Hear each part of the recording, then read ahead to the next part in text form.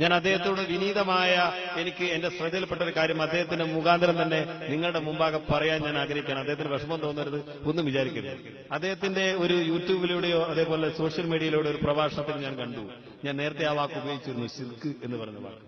അത് വളരെ പ്രാധാന്യം, മുജാഹിദ് ബാലുശ്ശേരിയെ പ്രസിദ്ധനാക്കിയിട്ടുള്ള ഒരു പ്രഭാഷണമാണ് അത് എന്നാണ് എനിക്ക് തോന്നുന്നത്. അതിൽ വ്യാപകമായി പറഞ്ഞു, ഒരു ക്ഷേത്ര കമ്മിറ്റിക്കാര് സംഭാവന ചോദിക്കാൻ വേണ്ടി വന്നാൽ എന്താണ് അദ്ദേഹം പറയുമായിരിക്കും അതിന്റെ കാര്യം. ഒരു ക്ഷേത്ര കമ്മിറ്റിക്കാർ നിങ്ങളുടെ മുമ്പാകെ വന്ന് സംഭാവന ചോദിക്കാൻ വേണ്ടി വന്നാൽ നിങ്ങൾ അവർക്ക് സംഭാവന കൊടുക്കരുത്. കാരണം അത് ഇസ്ലാമിക വിശ്വാസത്തിനെതിരാണെങ്കിൽ നിങ്ങൾ ആ കൊടുക്കുന്ന പണം കൊണ്ട് ഇസ്ലാമിക വിരുദ്ധമായ വിശ്വാസം ചെയ്യുമ്പോൾ നിങ്ങൾ തെറ്റാണ് ചെയ്യുന്നത്. അദ്ദേഹം പറയുന്നതാണ്. നമ്മുടെ നാട്ടിൽ ജീവിക്കുമ്പോൾ അയലോക്കത്തുള്ള ഒരു കൊട്ടും പാട്ടും കണ്ട് ഒരാൾ വന്നാൽ ഒരു പൂരപ്പറമ്പിലേക്ക് പോകുമ്പോൾ ഒരു 50 ഉറുപ്പിക ചോദിച്ചാൽ സംഭാവന കൊടുത്തുപോയാൽ അദ്ദേഹം പറഞ്ഞ പ്രായത്തിലാണ് കുടുങ്ങിപ്പോയി. കൊടുക്കാൻ നിൽക്കാൻ പറ്റും. റൌഫ് പറഞ്ഞ പർവ്വത്തിലാണ് നമ്മൾ കാവിലക്കാടങ്ങാടിയിൽ എല്ലാവരും കൂടി ഒന്നിച്ച് പോകണമെന്ന് പറഞ്ഞ കൊലത്തിലങ്ങ് കൊടുക്കാൻ നിൽക്കാൻ പറ്റും. എന്റെ ക്ലിപ്പിംഗ് രവിയേട്ട് കിട്ടുന്നല്ലോ.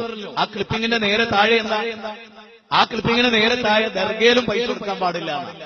ദർഗയിലെ പിരിവിന് വന്നാൽ കൊടുക്കാൻ പാടില്ല. ചർച്ചിന്ന് പിരിവിന് വന്നാൽ കൊടുക്കാൻ പാടില്ല. പക്ഷെ പള്ളിയിലൊക്കെ ഒരു കുട്ടിനെ വിദ്യ അഭ്യസിപ്പിക്കാൻ ചോദിച്ചാൽ ഏറ്റവും കൂടുതൽ കൊടുക്കണമെന്നാണ്. നിങ്ങൾ ആരും കേൾക്കാത്ത ചോദിക്കുന്നത്. ഇവിടെ മതവിശ്വാസികൾക്ക് വിശ്വാസമുണ്ടോ? ഉണ്ടെങ്കിൽ ആ വിശ്വാസത്തിനനുസരിച്ച് ജീവിക്കണ്ടേ? ഞങ്ങളോട് ആത്മാർത്ഥമായിട്ട് ചോദിക്കണം. ഞാൻ മദ്യപാനത്തിനെതിരെ പ്രസംഗിക്കുന്ന ഒരാളാണ്. നിങ്ങൾ വിചാരിച്ചോളൂ, ഞാൻ ചോദിക്കുന്നത് മദ്യഷാപ്പിനെതിരെ പ്രസംഗിക്കുന്ന ഞാൻ എന്റെ ബാലുശ്ശേരി ടൗണിൽ ഒരു റൂം, എന്റെ കട, ഞാൻ കള്ളുഷാപ്പ് എടുത്താൻ കൊടുക്കുന്നതിനെ കുറിച്ച് നിങ്ങളുടെ അഭിപ്രായം എന്താ? നിങ്ങൾ പറഞ്ഞോളൂ. മദ്യത്തിനെതിരെ പ്രസംഗിക്കുന്ന ഞാൻ മദ്യഷാപ്പ് തുടങ്ങാൻ വേണ്ടിയിട്ട് ഒരു ഫണ്ടിന് വന്നാൽ ഞാൻ കൊടുക്കുന്നതിനെ കുറിച്ച് നിങ്ങളുടെ അഭിപ്രായം എന്താ? അത്രയും ഞാൻ പറഞ്ഞു. ലളിതമായി ഞാൻ ഒരു കാര്യം ചോദിച്ചോട്ടെ എല്ലാവരോടും. ലളിതമായി, നമ്മുടെ നാട്ടിൽ മതവിശ്വാസത്തിന്റെ പേരിൽ ഞാൻ പറയും, നമ്മൾ ഭൂകമ്പ ബാധിത പ്രദേശത്തേക്ക് ഇരിക്കുന്നു. എല്ലാവരും ഒന്ന് ചെലവിരിക്കുന്നത്. നമ്മുടെ നാട്ടിൽ ഒരു വീട് പെട്ടെന്ന് കത്തിപ്പോയി. നമ്മൾ ഹിന്ദു മുസ്ലിം നോക്കാറുണ്ടോ? എല്ലാവരും ഒന്നിച്ച് പിരിച്ചിട്ട് ആ വീടുണ്ടായി കൊടുക്കും.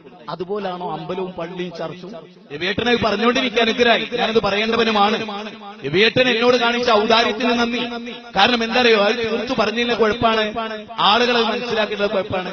ഇപ്പൊ നിങ്ങൾക്കറിയാം, പശുയിറച്ചി തിന്നൽ പാപമായി കരുതുന്ന കുറച്ച് ആളുകളെങ്കിലും ഇന്ത്യയിലില്ലേ? ഇല്ലേ സുഹൃത്തുക്കളെ? ഇല്ലേ? ഉണ്ട്. പശുവിന്റെ ഇറച്ചി തിന്നുന്നത് പാപമായിട്ട് കരുതുന്നവരില്ലേ? ഉണ്ട്. ഇനി ഞങ്ങളോട് പറയാം, സ്വാമി ചിദാനന്ദപുരി, ഞാൻ ഉദാഹരണം പറയാം. പശു ഇറച്ചി തിന്നൽ പാപമാണെന്ന് വിശ്വസിക്കുന്ന ആളാണ് നിങ്ങൾ വിചാരിച്ചോളൂ. അങ്ങനെ നിങ്ങൾ സങ്കല്പിച്ചോളൂ. അദ്ദേഹത്തിന്റെ ശിഷ്യനിൽ ഒരാൾ രാമചന്ദ്രൻ, പേരിടുക, രാമചന്ദ്രൻ പശുയിറച്ചി തിന്നത് പാപമായി, വലിയ തെറ്റായും ഗോമാതാവിനെ നിന്ദിക്കുന്നതായും കണക്കാക്കും എന്നും നിങ്ങൾ വിചാരിച്ചോളൂ. അങ്ങനെയുള്ള രാമചന്ദ്രൻ ഒരു പശുവിനെ പോറ്റിയിട്ട് ആരും അറിയാതെ രാത്രിയിൽ ആ പശുവിന്റെ കയറും പിടിച്ചൊരു മുസ്ലിമിന്റെ വീട്ടിൽ പോയിട്ട് ആ പശുവിനെ മുസ്ലിമിന് കൊടുത്തിട്ട് സ്വകാര്യമായിട്ട് പറയാണ്, പശുയിറച്ചി തിന്നാൻ പാടില്ല എന്ന് വിശ്വസിക്കുന്ന ആളാ ഞാൻ. നീ ആരോടും പറയരുത്, ഈ പശുവിനെ നീ അറുത്തിട്ട് ഇതിൽ നിന്ന് ഏറ്റവും ടേസ്റ്റ് ഉള്ള ഭാഗം എനിക്ക് പൊരിച്ചു പാകപ്പെടുത്തി തിന്നാൻ തരണം, പക്ഷെ ഒരാളും അറിയരുത്. ഈ വിവരം ചിദാനന്ദപുരി അറിയുന്നു എന്ന് വിചാരിച്ചോളൂ. സ്വന്തം ശിഷ്യൻ പശുയിറച്ചി തിന്നാൻ പാടില്ല, അത് വൻ പാപമാണ് എന്ന് പഠിച്ച ശിഷ്യൻ പശുവിനെ വളർത്തിയെന്ന് മാത്രമല്ല അതൊരു മുസ്ലിമിന് അറക്കാനും കൊടുത്തു. അറുത്തിട്ടയിലെ ഇറച്ചി എനിക്ക് തരണമെന്ന് നിബന്ധനയും വെച്ചു. അതാരും അറിയരുതെന്ന് നിബന്ധന വെച്ചു.